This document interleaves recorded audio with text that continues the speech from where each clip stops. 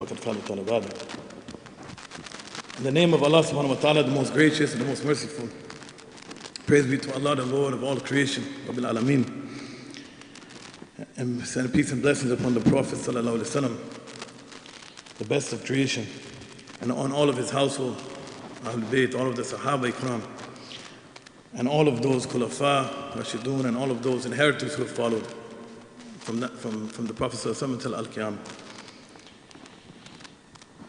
Inshallah, the last ayat that I just mentioned, that I read from Surah Al-Baqarah, ayat number 153, Allah subhanahu wa ta'ala reminds us of the importance of salat and sabr, and that the one who has salat and sabr is the one who will be successful.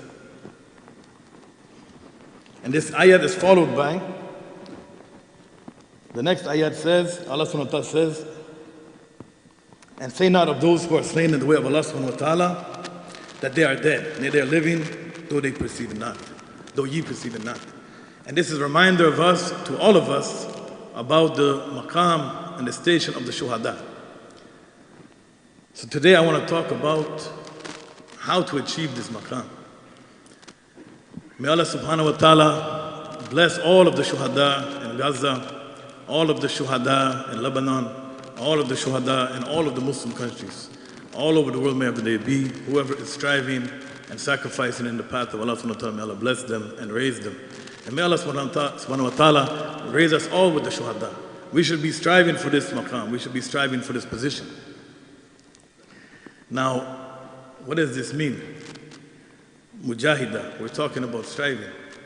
I'm not asking everybody to go somewhere or do something, but I'm talking about taking action.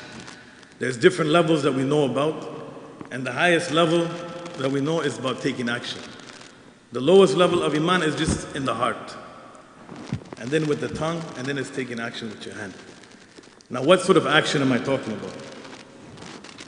So alhamdulillah, as I said, what we learn from the Shuhada is that they're willing to sacrifice everything, their entire life and everything in this dunya.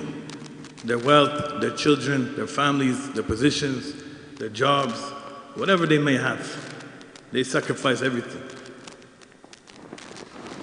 What are we willing to sacrifice for Allah subhanahu wa ta'ala? There's a hadith that we all know and love to remember, because the Prophet sallallahu alaihi wasallam mentioned us. He mentioned the people that come in the following generation. He mentioned the ones, then he said, that are most beloved to him. And we all know this hadith, but I'll repeat it anyway, because we love to think about ourselves as those beloved to the Prophet sallallahu alaihi wasallam. And may Allah subhanahu wa ta'ala make us all of those, most beloved to the Prophet sallallahu alaihi wasallam. But we have to ask ourselves, what does it take? What is being asked of us?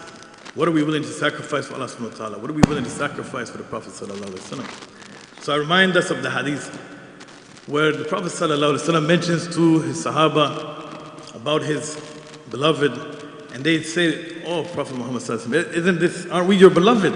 He said, "No, you are my Sahaba. You are my companions."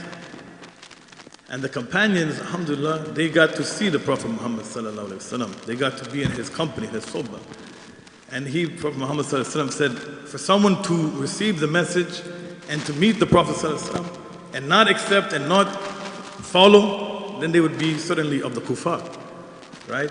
He said if he gave 10 commandments, 10 orders, 10 nasihah, and Sahaba didn't follow one of the 10, they would be doomed, because they have witnessed this miracle, the Prophet sallallahu alaihi wasallam, the Quran, the revelation, everything, so many miracles, right? So the Sahaba Ikram, they mentioned, so who are these beloved? And the Prophet ﷺ mentioned these people coming after who haven't seen me, who haven't witnessed these miracles, but they still believe in me, they still follow me. And for them, even if they followed one of my 10 commandments, then inshallah they'll be accepted. So he said, then what about who are those beloved to you? He said to the Sahaba Ikram, there are some of them who would be willing to sacrifice the entire dunya, the entire life, the entire world, just for one glimpse of the Prophet sallallahu alaihi wasallam, just to see him one time sallallahu alaihi wasallam. And how many of us would be willing to do that? All of us, we'd love to see the Prophet sallallahu alaihi wasallam in a dream or an awake state. We all wish to have this, but this is a wish. Now what's the difference between a wish and mujahidah? Between wish and will? Allah subhanahu wa ta'ala gave us willpower. Willpower is that gave us our free choice. So a wish is lip service, where a will is taking action. And what action? It's sacrifice. So going back to the Shuhadah, they sacrificed everything. They sacrificed the dunya and everything in it. And they will see the Prophet sallallahu alaihi wasallam. They will certainly see the Prophet sallallahu alaihi wasallam. And may Allah subhanahu wa ta'ala raise us with the Shuhadah. May Allah subhanahu wa ta'ala make us one of them. But how do we become one of them? We need to strive for this and we need to sacrifice for this. What do we sacrifice? If Allah subhanahu wa ta'ala doesn't give us the opportunity to sacrifice our life, because we are enjoying the comforts here in America, alhamdulillah, what can we sacrifice? Alhamdulillah, Allah subhanahu wa ta'ala accepts from us even the smallest sacrifice. Might be your sadaqah, might be some small efforts, your salat. But what our time? But what is it? What are we ultimately sacrificing for Allah subhanahu wa ta'ala? If not our life, we're sacrificing ourselves, our nafs, our own desires. And we sacrifice our desires for what?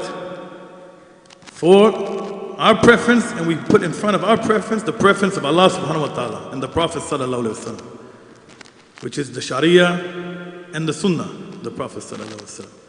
That's our sacrifice.